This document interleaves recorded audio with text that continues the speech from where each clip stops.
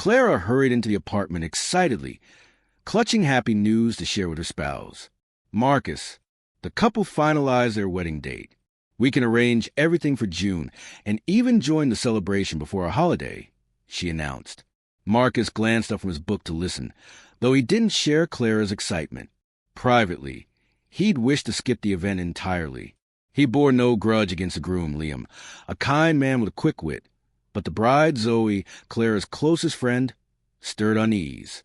Zoe harbored quiet disdain for Marcus, even subtly urging Clara to reconsider marrying him by comparing him to others. Marcus found it exhausting. Clara cheerfully revealed she'd serve as the wedding's official witness, her determination unwavering despite Marcus's reservations. The pair wondered how Zoe might behave this time. Preparations began gradually, with Clara and Zoe visiting boutiques to select gowns, accessories, and floral arrangements. Clara thrived in coordinating the event, having expertly planned her own wedding years prior. Zoe had entrusted her with the task.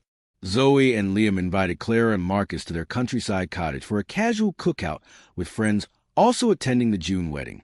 Though some couldn't make it, a dozen guests gathered. Upon arrival, Zoe dashed toward Clara, embracing her warmly and gushing about how much she'd missed her. Marcus, however, received only a polite nod. Inside, guests mingled. Marcus recognized most faces, except a young man in a crimson sweatshirt. Zoe introduced him as Adrian, a groomsman who'd act as their witness. She smirked slyly, exchanging a cryptic look with Marcus that left him uneasy. As dusk fell, the scent of sizzling skewers drew everyone to the dining area. Liam produced a bottle of aged whiskey, earning cheers. Conversations buzzed with wedding plans and nostalgic anecdotes.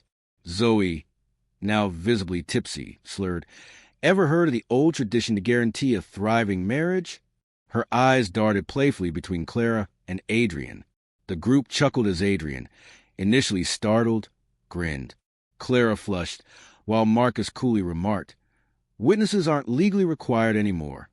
Ignoring him, Zoe giggled. "Had we married sooner, we'd have tested this tradition already." Raucous laughter followed. Clara shot her friend a sharp look, but Zoe shrugged it off. Only Marcus seemed lost. He whispered to Clara, "What was that about?" as others kept laughing. "That joke was inappropriate," Clara muttered, nodding toward Zoe and the empty bottles nearby. "But she claimed you've met Adrian before. How do you know him?" Clara paused, meeting her husband's stern gaze. She knew he'd demand answers. She exhaled wearily and answered, "He was my first romance. We dated briefly. It wasn't serious." "Calm down, Ethan. It's ancient history. How did this even come up? Did you lose a job offer over it?" Her spouse pressed further, but she cut him off, insisting they talk privately later. Ethan's demeanor soured as details of her past surfaced. His wife's friend's teasing now felt pointed, not playful. The mood spoiled. He proposed she head home while he stayed overnight in the car. Alone, he stewed over their exchange. "Why keep this hidden? Was there more between you?" he demanded, voice sharp. Lila, now equally frustrated, retorted, "I didn't know he'd be the witness until today. How should I have brought it up?" "Sit. I'll explain everything."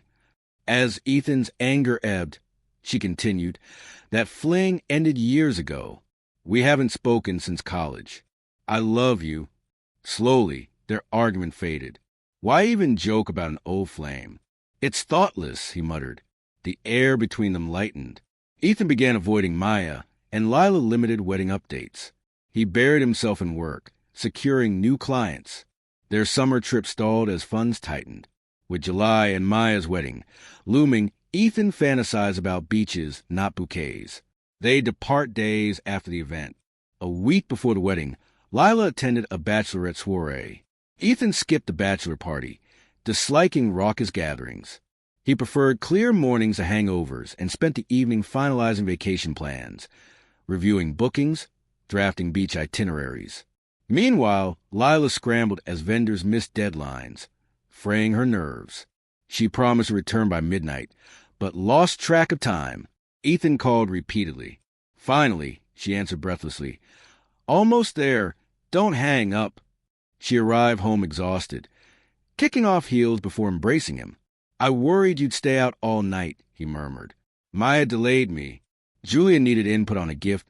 Decor details," she explained. "Julian? You met him alone this late." Ethan's tone tightened. "It wasn't planned. We could have phoned, but he insisted in person," she said. Ethan's anxiety spiked. Why couldn't she grasp his unease? The wedding day arrived, a hurdle before their getaway. Ethan dreaded it, but clung to the post-event freedom.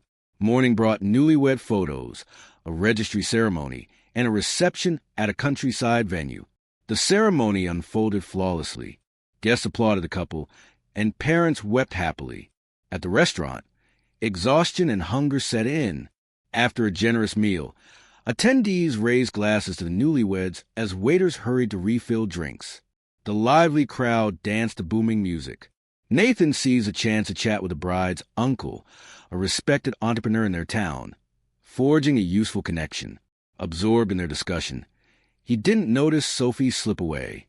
When he finally glanced around, her purse and phone were gone from the chair. Frustrated, he locked eyes with a nearby guest who quipped, "Lose someone?" "Unsure," he muttered, stepping outside for air. He scanned the terrace where relatives mingled, then circled the building. No trace of Sophie. He returned to the banquet hall, combing every room.